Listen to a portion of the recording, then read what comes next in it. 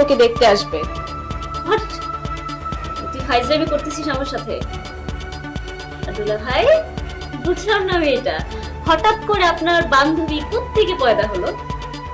নাকি আবার পুরানো দিনের প্রেমিকা? হ্যাঁ, ব্যাপারটা ওরকম কিছু না, আমার কলেজ লাইফের ফ্রেন্ড।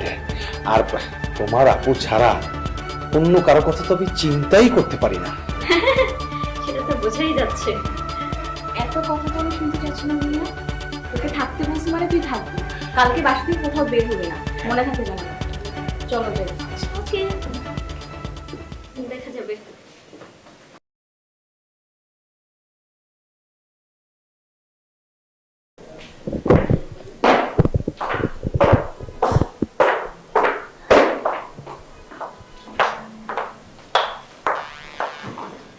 এই দেখো তো, এই শাড়িটার মধ্যে কেমন যাচ্ছে?